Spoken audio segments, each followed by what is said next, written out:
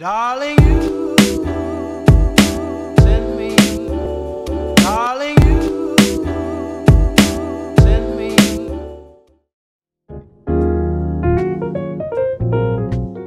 Halo, Assalamualaikum warahmatullahi wabarakatuh. Semuanya, saya Rahman Setiawan. Saya dari KK Perancangan Mesin, tepatnya di Lab Perancangan Mesin juga, di istilahnya Engineering Design Center ya.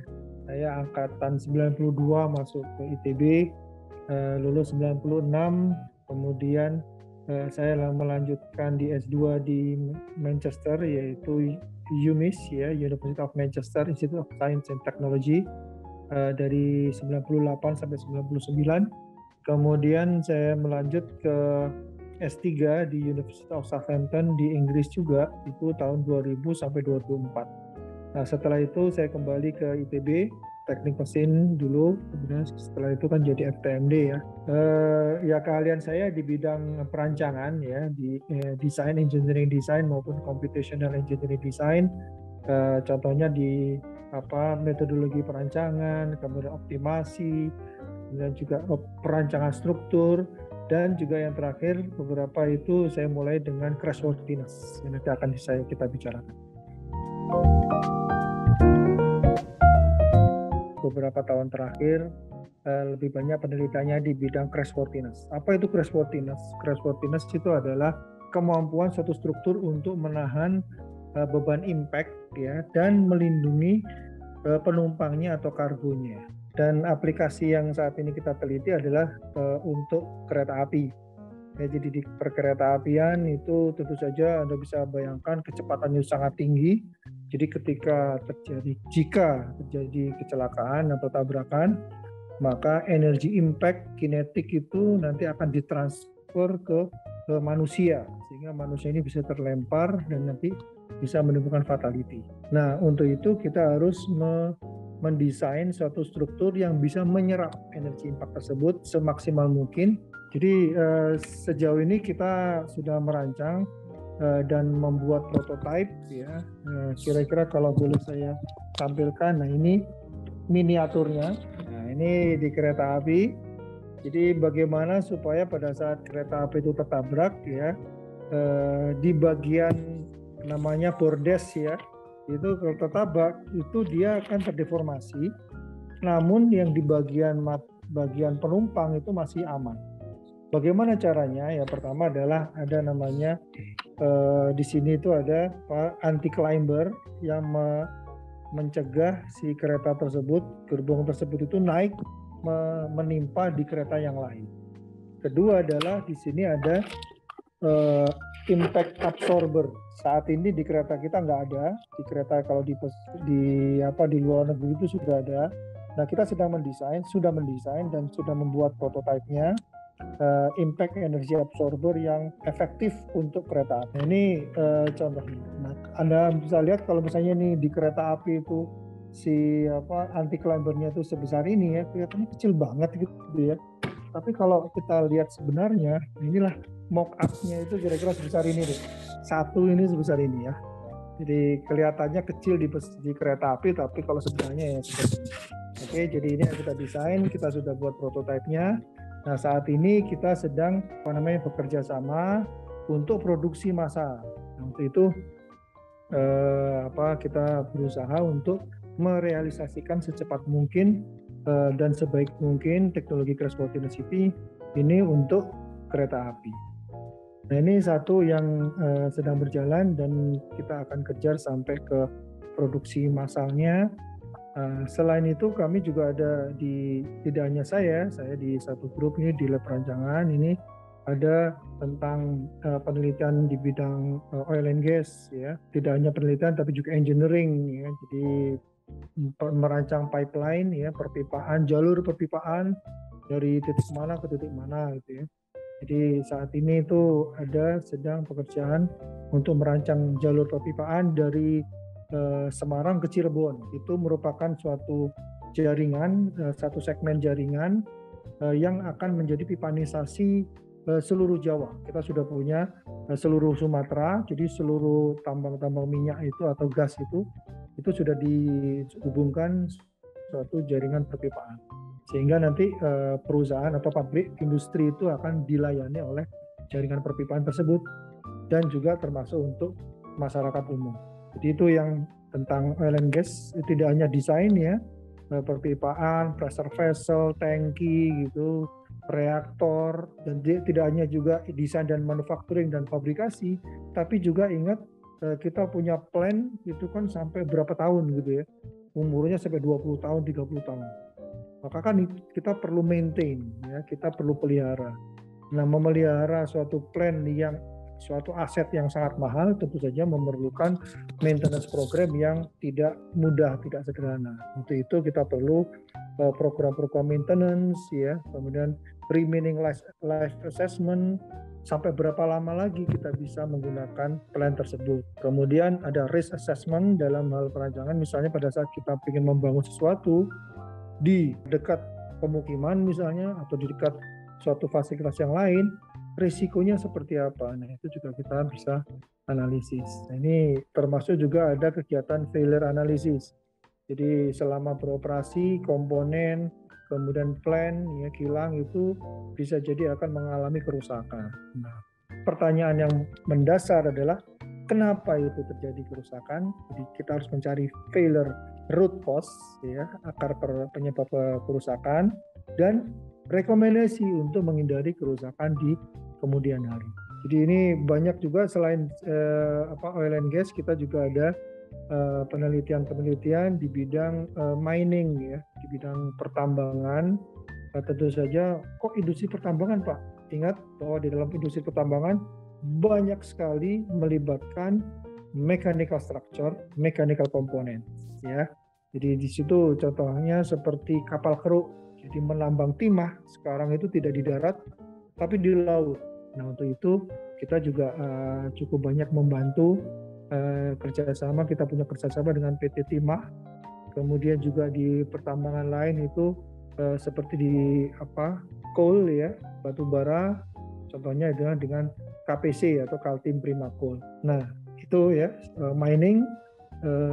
Kemudian juga lanjut lagi tadi transportasi ya, selain dengan PT Inka, kita juga membantu salah satu perusahaan untuk mengembangkan produk binatang baru dalam perkereta-apian ya, namanya Metro Kapsul. Anda bisa search sendiri di YouTube ya. Ini kita juga membantu untuk mengembangkan ya. Jadi kereta penumpang yang kecil cuma satu kereta saja, tapi dengan kontrol yang canggih. Nah, saya di sini terlibat dalam perancangan analisis kekuatan struktur, termasuk sampai mendesain, mengujinya, sampai ke testingnya itu tidak hanya statik, tapi dinamik juga, kenyamanannya, juga fatigue-nya.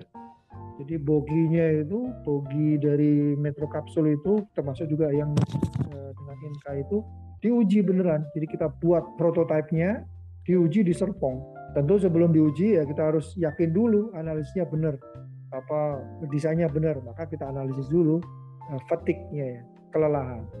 Di elemen mesin Anda sudah elemen mesin dasar ya, Anda sudah diperkenalkan tentang kriteria kegagalan lelah. Maka aplikasinya itu salah satu mahasiswa saya dulu adalah menganalisis fatigue-nya sebelum diuji. Untuk keilmuan yang lebih hulu ya, tadi kan hilir ya, langsung aplikasi ke industri.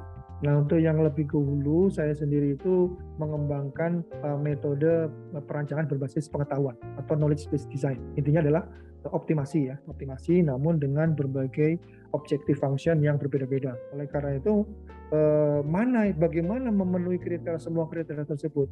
Nah, itu perlu optimasi. Waktu itu sudah kita terapkan untuk crashworthiness ya, jadi untuk perancangan modul penyerap impact dari kereta ini, kemudian juga untuk perancangan ban ya.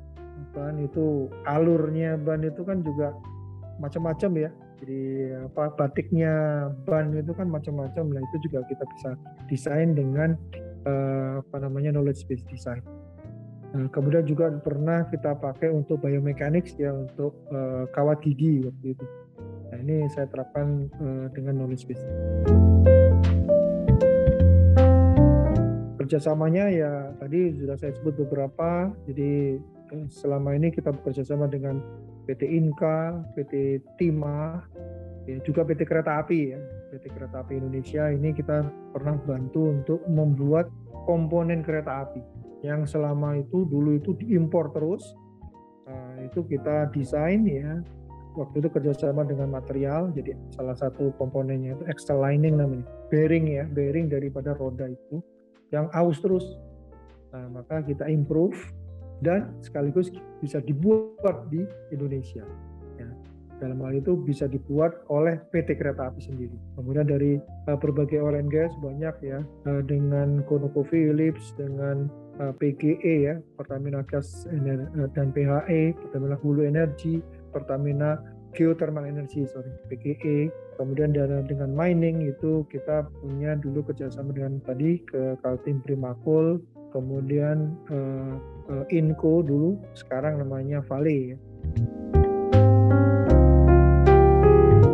Nah, tentu saja untuk ke depan khusus untuk crashworthiness itu harapan saya. Dan memang yang sudah kita rencanakan di sini adalah ya tadi mengembangkan tidak hanya sampai berhenti pada purwarupa, tapi betul-betul produksi massal. Jadi ini kita harapkan desainnya sekarang tidak hanya desain untuk membuat prototipe, tapi juga untuk produksi massal, sehingga nanti desainnya akan berbeda. Ya, jadi tadi bentuk seperti ini itu bagaimana? Ini nih dari styrofoam ya, tapi adalah dari baja dan dari cast steel. Nah, kalau ada biasanya cast iron, nah kita memakai cast steel, ya, baja cor. Kemudian bagaimana mengaplikasikannya di kereta api. Jika regulasi itu sudah menyatakan wajib, maka ya kita harus memenuhi. Jadi kita harus memproduksi, melengkapi seluruh kereta api kita itu dengan produk yang semacam ini. Satu gerbong itu harus punya 2 pasang, yaitu 4 komponen seperti ini ya. Jadi kita harus membuat kemudian memasang di kereta. Jadi yang ongoing saat ini adalah design for manufacturability dari komponen crashworthiness ya, yang akan kita kejar dalam tahap fase pertama dalam realisasi implementasi standar nasional Indonesia itu adalah ini, namanya anti-climber. Anti-climber ini bagaimana cara membuat, jadi kita sedang mencari industri yang partner yang bisa memproduksi secara massal. Nah, ini kita harapkan Anda bisa terlibat dalam design for manufacturability and assembly. Dari situ Anda bisa terlibat di situ, termasuk sampai testing, ya, quality control, quality inspection itu Anda bisa. Itu di crashworthiness. Juga lebih ke penelitian lebih ke hulu, yaitu untuk mengembangkan lebih lanjut tentang modul penyerap impact.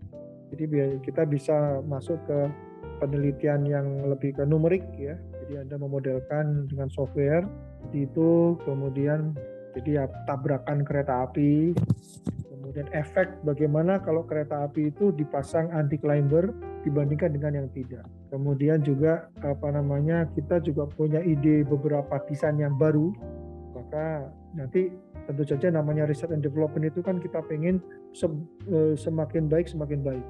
Oleh karena itu kita coba dengan berbagai desain. Untuk mengetahui performanya tentu saja kita harus simulasikan dulu. Itu yang saya harapkan Anda bisa terlibat ya dalam penelitian numerical dulu.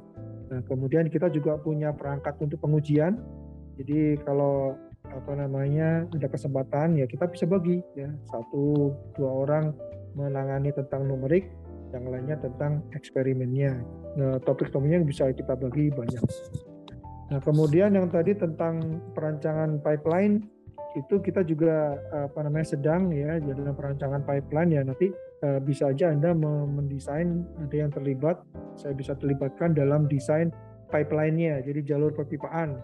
Mungkin dari Semarang sampai Cirebon itu kan biasanya kita bagi-bagi dalam subsegmen gitu ya, segmen-segmen. Nah, nanti ya Anda bisa desain, jadi mulai dari pemilihan ukuran pipa ya, kemudian jalurnya seperti apa, kemudian thickness pipa, material pipa, kemudian analisis tegangannya seperti apa, kuat atau tidak, tumpuannya seperti apa, valve-nya seperti apa, kemudian corrosion inhibitornya seperti apa. Jadi tentu saja jangan cuma dipasang, ditaruh udah, enggak, harus ada pencegahan terhadap korosi. Nah, programnya seperti apa, itu juga. Kemudian juga perpipaan itu di beberapa segmen nanti akan ada semacam station ya. Jadi tidak langsung berapa ratus kilometer itu, jadi ada beberapa yang nanti akan ada semacam station itu ya. Bisa station untuk inspeksinya, bisa station untuk valve-valve-nya dan seterusnya. Itu juga ada. Nah, itu dari perpipaan. Kemudian juga ada program maintenance. Bagaimana membuat program maintenance dan inspeksi dari jalur perpipaan, kilang di Pertamina kah gitu ya. Juga sekarang kita sedang juga dalam bekerja sama dengan Komatsu. Nah, ini barangnya ya. Dengan Komatsu ini barangnya apa ini? Dump truck ya. Ini kecilnya ya. Kalau orangnya ya mungkin kira-kira yang nggak sampai setinggi ban. Ini bannya ini kira-kira 3 meter deh. Ya, bannya ini diameternya 3 meter. Nah, ini kita juga terlibat dalam remaining life assessment dari roda gigi. Kita bisa bayangkan ini roda giginya seperti apa ini. Ya, kalau ini di sini gitu ya. Nah, jadi ini kan differential gear-nya, engine-nya di depan, di sini itu ada gearbox. Nah, itu saya sama Pak Satrio sama Pak Ferianto itu kemarin kita kerjasama dengan PT Komatsu Indonesia. Kemudian juga ada yang mirip seperti ini, itu adalah dengan PT Patria, United Tractor Indonesia. Beda, jadi ini masalah dari sisi bug-nya. Jadi kalau UTI atau Patria itu membuat bug-nya.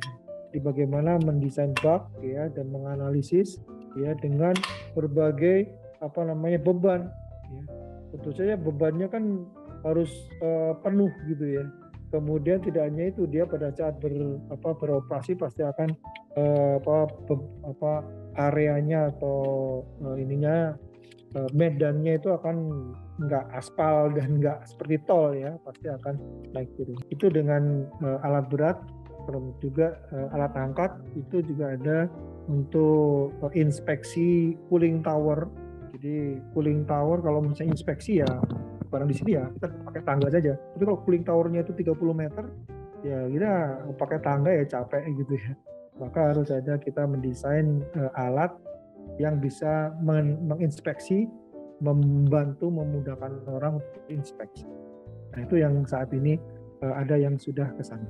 Ada juga yang sudah TA dengan saya itu di industri itu PT SAS Aero yang membuat peralatan militer. Nah, ini saya sama pemilihnya dua, saya sama Pak Junet ya. Pak Junet dari sisi heat transfer, saya dari sisi kekuatannya. Nah, itu ada yang kakak angkatan Anda yang sedang PA di situ. Oke, ya visi saya adalah di grup kami ini kan perancangan ya. Jadi memang perancangan itu kan tergantung dari apa yang kita rancang. Dan tentu saja background saya adalah perancangan struktur ya. Jadi yang terkait struktur, mekanika kekuatan material, kemudian fracture mechanics itu adalah tapi memang visi kami di sini adalah ya merealisasikan rancangan kita. Ya, dari sisi kompetensi kita ya, kompetensi kami. Nah, untuk kalian, untuk mahasiswa, ya visi kami adalah supaya kalian itu punya mindset design thinking ya.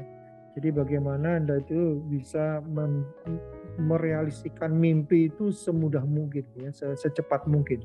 Masalahnya di Indonesia itu inovasi itu kan kurang ya. Jadi ini saya harapkan ke depannya itu banyak sekali metode manufaktur yang modern. Sedemikian sehingga kalau dulu itu harus produksi massalnya itu skalanya besar, sekarang kecil juga cukup murah. Nah, itu yang kita pengen perancangan tidak hanya perancangan produknya, tapi juga perancangan metode manufaktur ini.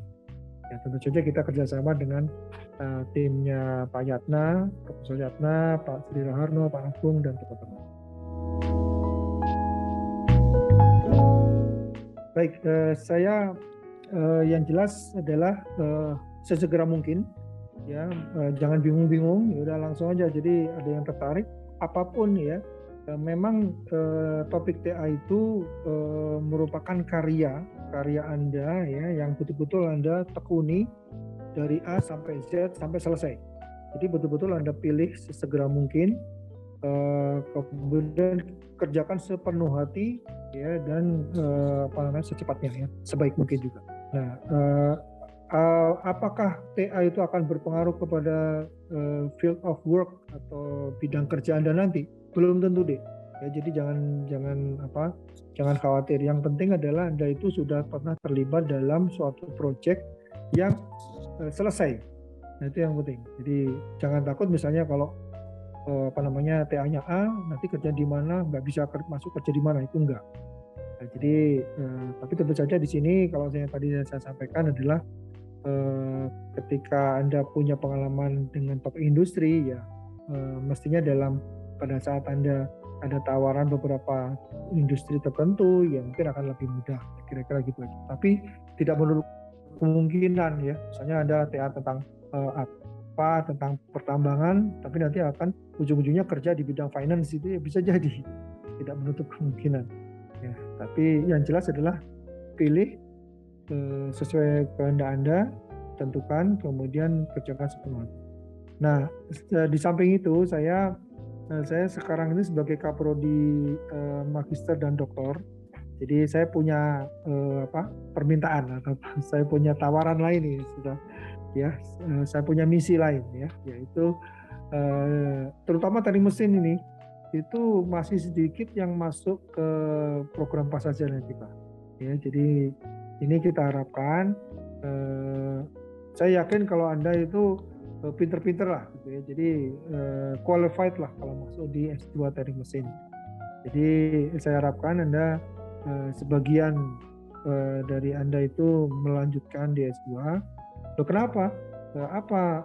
Apa untungnya, Pak? Pertama adalah saat ini kedepannya itu ya mungkin keilmuan S1 itu kurang. Jadi kedepannya itu mudah-mudahan ya R&D itu berkembang. Kalau Anda bicara di Jepang, Korea itu hampir 50% lebih, bukan hampir 50% lebih itu lulusan S2. Jadi S1 itu langsung ke S2. Ya, itu jadi jarang sekali ditemui adalah yang lulus cuma S1 saja. Nah, ini kita harapkan kan Indonesia kan naik kelas ya. Jadi tidak hanya sebagai pabrik tapi juga R&D. Nah, pada saat itulah ya tentu SDM-nya harus bagus gitu ya, dan itu tidak lain ya dengan S2. Nah, sehingga untuk S2 itu Anda terlibat dalam penelitian. Jika memang Anda tertarik, itu kita tuh punya program namanya Fast Track ya atau PPSM, program pendidikan penyatuan sarjana magister. Jadi Anda 5 tahun itu sudah S1 S2. Nah, jadi itu sebenarnya ini sudah mulai di angkatan 18 ya. Iya, ini 18 ini. Jadi Anda segera kemarin kan saya udah presentasi ya tentang program PPSM itu seperti apa. Jadi kalau ada pertanyaan yang perlu didiskusikan silakan ke Pak Kaprodi Teknik Mesin S1 Pak Sandro maupun dengan saya kalau Anda tertarik. Sehingga nanti topik 1 itu nanti akan diarahkan supaya nyambung dengan S2 deh. Jadi Anda itu topiknya itu akan besar tapi nanti akan dibagi. Oh, yang sampai di sini lingkupnya itu untuk S1-nya, TA S1, selanjutnya adalah untuk tesis S2. Nah, itu misi lain dari saya ya. Jadi kalau dengan saya tadi tentu yang berbau penelitian itu adalah dari sisi perancangan optimasi knowledge based design, kemudian juga crashworthiness itu bisa jadikan TA dan tesis untuk fast track program.